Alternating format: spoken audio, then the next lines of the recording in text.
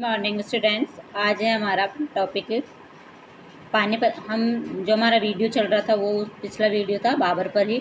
अब बाबर का ही अभी ख़त्म हुआ नहीं है, तो आज हम पानीपत की पहली लड़ाई के बारे में जानेंगे कि बाबर की पानीपत की पहली लड़ाई कब और कहाँ हुई, किस प्रकार से हुई और इसके क्या परिणाम रहे। तो सबसे पहले हम देखेंगे पानीपत की पहली लड़ाई। पंजाब पर अधिकार करने के पश्चात बाबर ने दिल्ली की और प्रस्थान किया। बाबर के पास उस समय लगभग 22,000 सैनिक तथा बहुत सी तोपें थी। Doctor A.L. श्रीवास्तव के अनुसार बाबर की सेना में लगभग 25,000 घुड़सवार थे। दूसरी ओर इब्राहिम लोदी 1,00,000 सैनिक लेकर बाबर के मुकाबले के लिए आगे बढ़ा। पानीपत के प्रसिद्ध मैदान में दोनों सेनाएं आमने सामने आकर खड़ी हो गई। बाबर ने बड़े सुव्यवस्थित ढंग से अपनी सेना की व्यूह रचना की। उसने तुगलमी नीति का सहारा लिया, जिससे आक्रमणात्मक और सुरक्षात्मक दोनों ही प्रकार की व्यवस्था थी। 12 अप्रैल 1526 ईस्वी को दोनों पक्ष में युद्ध आरंभ हो गया। यद्यपि अफगानों ने पूरी शक्ति के साथ बाबर की सेना पर आक्रमण किया, किंतु मुगलों के तोफखाने के आगे उन्हें नतमस्तक होना पड़ा। इब्राहिम लोदी वीरतापूर्वक लड़ता हुआ मारा गया। लगभग 15,000 अफगान सैनिक भी मौत के मुंह में चले गए। इसके पश्चात बाबर की सेनाओं ने दिल्ली और आगरा पर अधिकार कर लिया। फिर देखिए इसके युद्ध के परिणाम। पानीपत की पहली लड़ाई और इसके परिणाम क्या रहे जानिए। लोदी वंश का अंत। यह लड़ाई निर्णायक सिद्ध हुई। इस लड़ाई में इब्राहिम लोदी अपने 15,000 अफगान सैनिकों सहित मारा गया। इससे लोदी वंश की शक्ति नष्ट हुई। सेकंड, अफगानों की शक्ति पर कुठाराघात। पानीपत के प्रथम युद्ध ने अफगानों की शक्ति पर भयंकर कुठाराघात किया।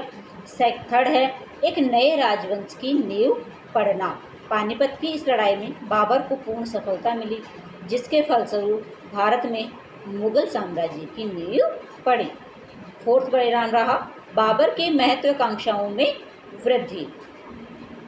अब बाबर की महत्वाकांक्षाएं और बढ़ गई और अब उसने शेष भारत को जीतने का भी निश्चय किया। फिर है नेक्स्ट इसमें बाबर के प्रभुत्व और शक्ति में वृद्धि। इस युद्ध के परिणाम स्वरूप बाबर के प्रभुत्व एवं शक्ति में वृद्धि हुई। बाबर के दुर्दिनों का अंत। पानीपत के युद्ध के बाद बाबर के दुर्दिनों का अंत हो गया। अब उसे राज सिंहासन के लिए चिंता करने की आवश्यकता नहीं रही। फिर हमारा सेकंड खानवा की लड़ाई। खानवा की लड़ाई हुई 16 मार्च 1527 ईस्वी में। खानवा का युद्ध बाबर के लिए एक महत्वपूर्ण युद्ध था, जिसके कारण निम्न प्रकार से थे। तो बाबर और सांगा द्वारा एक दूसरे पर प्रतिज्ञा भंग करने का आरोप लगाना। बाबर ने राणा सांगा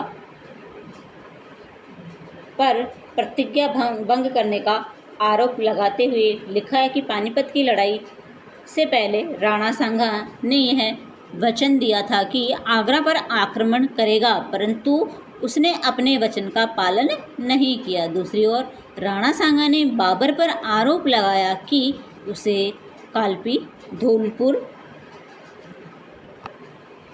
बयाना पर अधिकार कर लिया था, जबकि संधि की शर्तों के अनुसार ये प्रदेश उसे सांगा को मिलने चाहिए थे। इस प्रकार दोनों पक्षों ने एक दूसरे के विरुद्ध सैनिक तैयारी शुरू कर दी। सेकंड रहा इसमें बाबर और राणा सांगा का महत्वाकांक्षी होना। बाबर और राणा सांगा दोनों ही महत्वाकांक्षी थे। मेवाड़ के शासक राणा सांगा ने समस्त उत्तरी भारत में अपने पराक्रम और शौर्य की धाक स्थापित कर दी थी। अतः बाबर भली भांति जानता था कि भारत में मुगल साम्राज्य की जड़ों को दृढ़तापूर्वक स्थापित करने के लिए राणा सांगा की शक्ति को समाप्त करना अत्यंत आवश्यक है। दूसरी ओर राणा सांगा भी बाबर की बढ़ती हुई शक्ति से चिंतित था। उसका विचार था कि बाबर भी अपने पूर्वज तैमूर की भांति लूटपाट करके भारत में चले जाएगा। परंतु अब उसने देखा कि बाबर तो भारत में ही दृढ़तापूर्वक अपने पांव जमाना चाहता है, तो उसने बाबर को खदेड़ने का निश्चय कर लिया। थर्ड है राजपूत अफगान संगठन।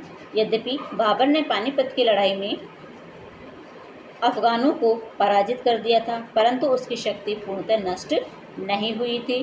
अफगान नेता महमूद लोदी राणा सांगा से जा मिला था, अतः बाबर राजपूत अफगान संगठन को अपने लिए हानिकारक मानता था। फोर्थ है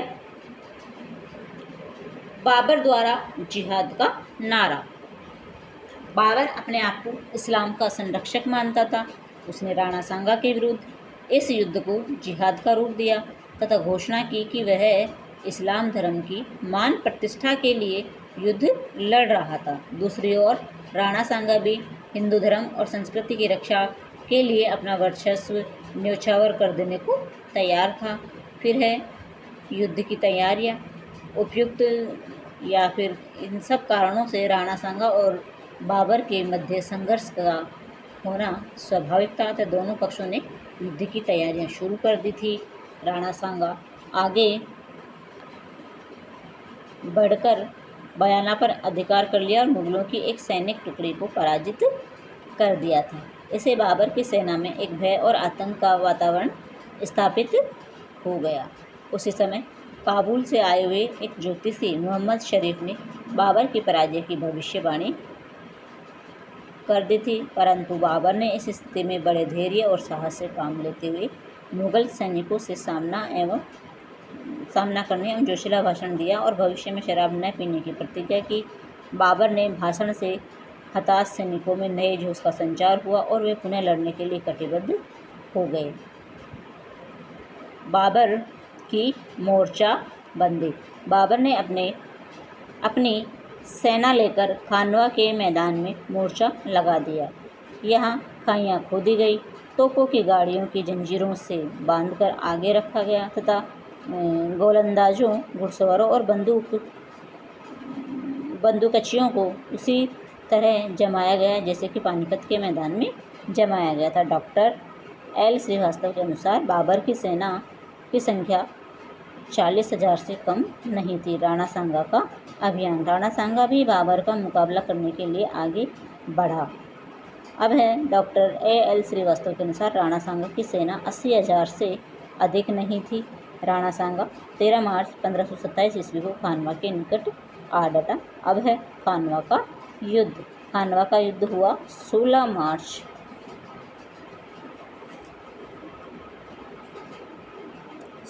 1527 को प्रातः 9 बजे से लगभग खानवा के मैदान में फतेहपुर सीकरी से 10 मील और आगरा से कुछ 37 मील की दूरी पर स्थित है में युद्ध की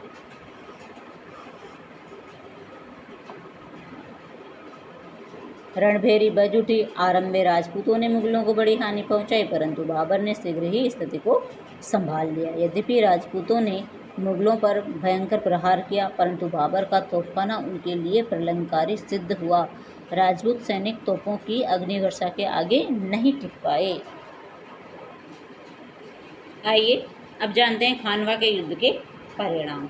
राजपूतों की शक्ति पर कुठाराघात। यानी खानवा के युद्ध की लड़ाई में जो परिणाम सामने आया वो आया राजपूतों की शक्ति पर कुठाराघात। खानवा की लड़ाई के परिणाम स्वरूप राजपूतों की शक्ति तथा प्रतिष्ठा को भारी आघात पहुंचा और इतिहास में खानवा का युद्ध अत्यंत स्मरणीय युद्धों में से एक था। सैनिक दृष्टिकोण से यह युद्ध निर्णायक सिद्ध हुआ। राणा के पक्ष की भारी क्षति हुई। राणा सांगा स्वयं घायल हुआ। हसन खां मेवाती तथा अन्य प्रमुख सरदार वीरगति को प्राप्त हुए। पराजित सेना को बुरी तरह मारा काटा गया। राजपूतों की सैन्य शक्ति कुचल तो दी गई, परंतु पूर्णतः नष्ट नहीं हुई। फिर मुगलों के हाथों में भारत की सत्ता का आना। इस युद्ध के परिणाम स्वरूप मुगल सत्ता राजपूतों के हाथों से निकलकर मुगलों के हाथों में आ गई। अब भारत में मुगलों के पांव दृढ़तापूर्वक स्थापित हो गए। राजपूतों का हिंद साम्राज्य बनाने के स्वप्न की समाप्ति। इस युद्ध के पश्चात राजपूतों की शक्ति काफ़ी निर्बल हो गई। राजपूतों से उत्तरी भारत की सत्ता मुगलों द्वारा छीन ली गई।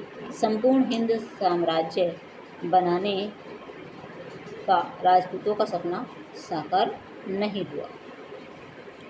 फोर्थ, मेवाड़ की प्रतिष्ठा को आघात पहुंचना। इस युद्ध से मेवाड़ राज्य की शक्ति काफ़ी दुर्बल हो गई। इस युद्ध ने मेवाड़ राज्य की शक्ति और प्रतिष्ठा को भी बहुत ही दुर्बल आघात पहुंचाया। फिर है चंदेरी की लड़ाई। चंदेरी की लड़ाई 1528 ईस्वी में बाबर की सेना ने चंदेरी के दुर्ग को घेर लिया। चंदेरी के शासक मैदिनी रॉय ने अपने 45,000 राजपूत सैनिकों के साथ मुगलों का डटकर मुकाबला किया, परंतु उन्हें पराजय का सामना करना पड़ा। मैदिनी राय इस युद्ध में लड़ता हुआ वीर गति को प्राप्त हुआ। इस प्रकार 29 जनवरी 1528 ईस्वी को बाबर ने चंदेरी के युद्ध पर अधिकार कर लिया। फिर है घाघरा की लड़ाई। यद्यपि पानीपत की प्रथम लड़ाई में अफगानों की अपार क्षति हुई थी, परंतु उनकी शक्ति पूर्ण रूप से नष्ट नहीं हो सकी थी। उन्होंने बिहार और बंगाल में अपनी शक्ति को काफ़ी संगठित कर लिया था। बिहार और बंगाल में अफगानों की बढ़ती हुई शक्ति को दबाने के लिए बाबर ने आगरा से प्रस्थान किया और 6 मई 1529 ईस्वी को घाघरा के युद्ध में विद्रोही अफगानों को बुरी तरह से पराजित कर दिया।